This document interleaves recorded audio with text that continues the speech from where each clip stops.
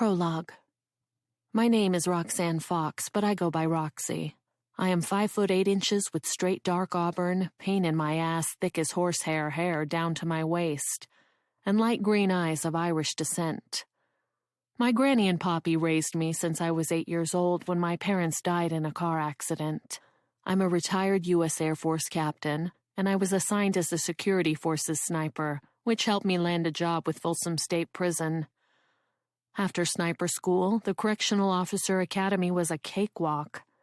Oh, shock, my specialty was, you guessed it, winner winner chicken dinner, a sniper.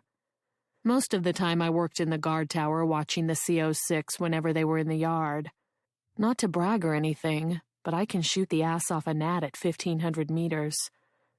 And that is where my talents end. About a year ago, I was terminated for punching my superior officer. I'm usually a by-the-book kind of girl until I lose my Irish temper. The turd had it coming, and I don't feel bad about it in the least. It's not like I invited the skis to grab my ass. These days I do PI work in my hometown of Sacramento, California. I've lived in Sacramento my whole life. Except when I was off saving the world with my highly trained, extremely unprofessional talents with the USAF. I now permanently live in Sacramento Midtown, better known as the Lavender District, nicknamed by the gay community who live in the area. Famous for its restaurants, breweries, and nightclubs. I inherited my Grandma Bessie's Victorian. Otherwise, I would never be able to afford to live in Midtown. Not without selling my cars and bikes. Some girls collect shoes.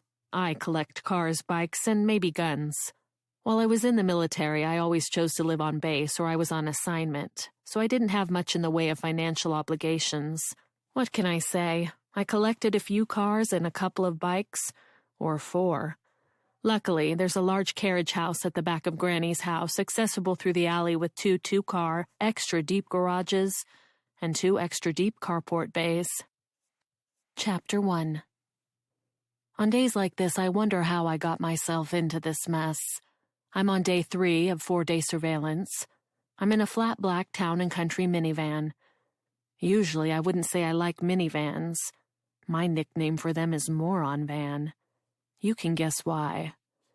This particular minivan is pretty bitchin'. It's the perfect surveillance rig. After negotiating a sweet deal, I took it to my buddy's place and had all the windows completely blacked out. You can't even see shadows through the windows. Then I took a picture of the interior, looking from the front window to the back of the van. I transferred the image onto the material to make a partition, and it seems like the van is empty. Clever, right?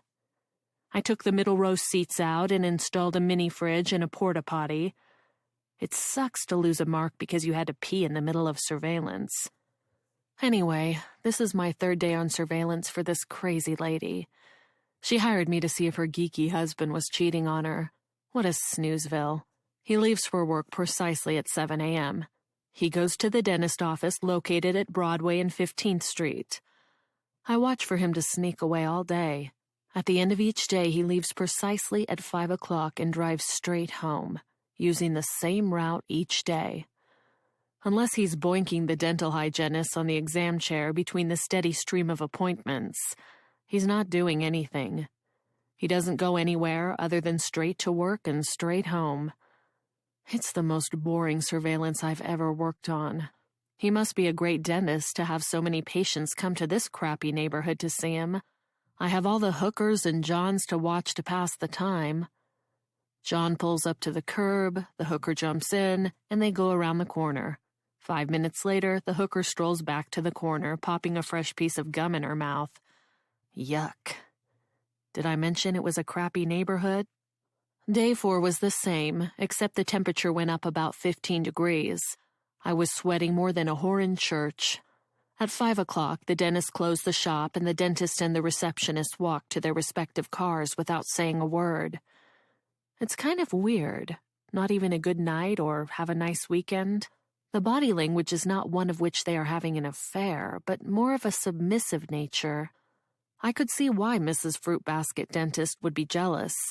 The receptionist is hot. She's skinny but has an excellent boob job, her platinum hair cut in an A-line bob framing her flawless ivory face. Each day I saw the two of them leave simultaneously, but never together.